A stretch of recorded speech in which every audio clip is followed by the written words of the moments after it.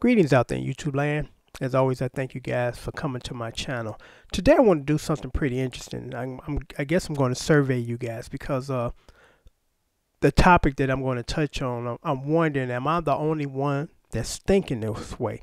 And what I mean by that is, lately, I'm in the process, like I said, recording my latest CD, and I've been kind of going back to old school analog stuff because the digital stuff just doesn't have that warmth of the stuff that the analog can provide. So, I've been, looking at old gear, and I had my eye set on a Roland D50. And for those who don't know what a Roland D50 is, back in the day, the Roland D50 was the bomb. It's one of the first keyboards, with the except where it was in that category of the Yamaha DX7, the Korg M1, and the Roland D50. Back in the day, those were the bomb, those keyboards.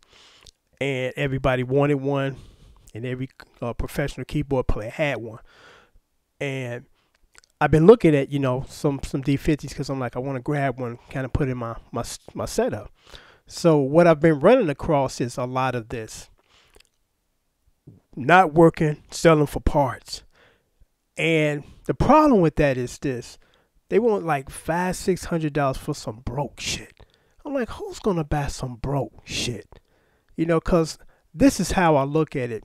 People that repair them, and they might want to buy those, pieces of items, to either rebuild them, fix them, and then sell them, or take parts off of them because they need it for another one. They normally purchase those dirt cheap because that's the only way that they can make some money. Because they spend $600 on some broke shit. Then they would have to do the markup even more when they turn around and sell it. So I'm like, who's not thinking here? Because who wants to spend top dollar on some broke stuff? Because again, it's different if you're selling it for like 150. You say, okay, I buy for 150. I take it to this guy. He fixed it. He charged me about 300, 400 bucks. Okay, I still got one. I still got one that's just been serviced and refurbished for about $6.25, something like that. That makes a lot of sense, But there's some people that just throw out outrageous figures on YouTube, or should I say on eBay, and expecting people to buy it.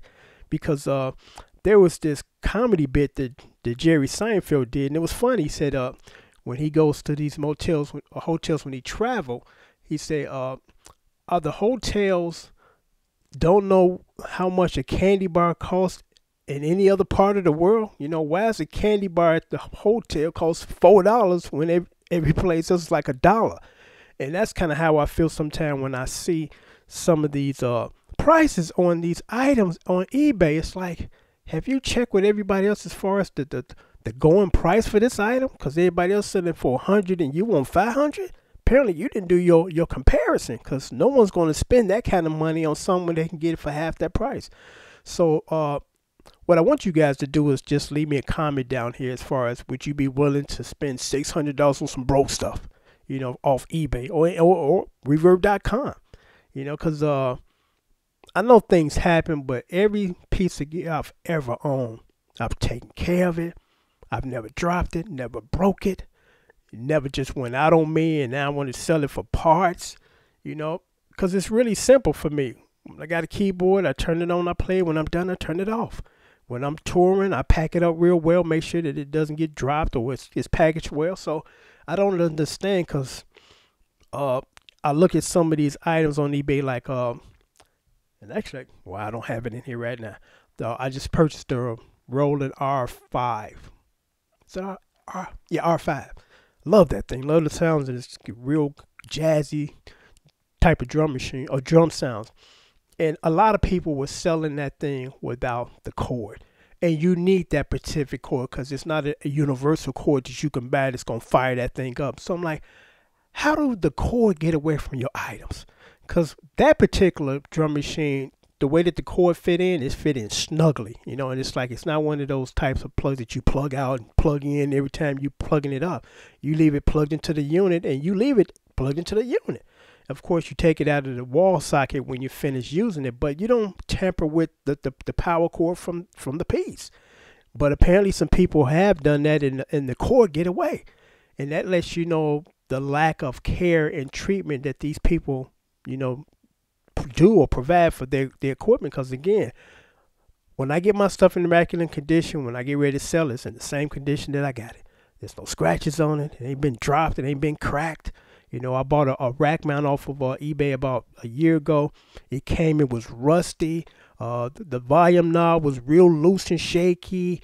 And I told the guy, I said, man, I'm going to have to send this back, man, because, you know, it's extremely fragile. And that was not included in the description, you know. So he was cool. He's like, okay, send it back. But I'm like, why don't people take care of their stuff, especially the expensive stuff, you know? Because, again, I wish I could turn my camera around so you could see my equipment. It's like there's not a scratch on none of my modules, my pianos, my guitars, you know. But everybody is different. And no two people the same. But, again, leave me a comment down here. Let me know what you think. Would you be willing to spend $600 on some broke stuff? Have you spent $400 or $500 on some broke stuff, you know? So leave a comment down there, yay or nay. Yeah, I've done it, and, you know, or no, I'd never spend that kind of money on some stuff that's already broke or broke. So until next time, take care. Thanks for watching.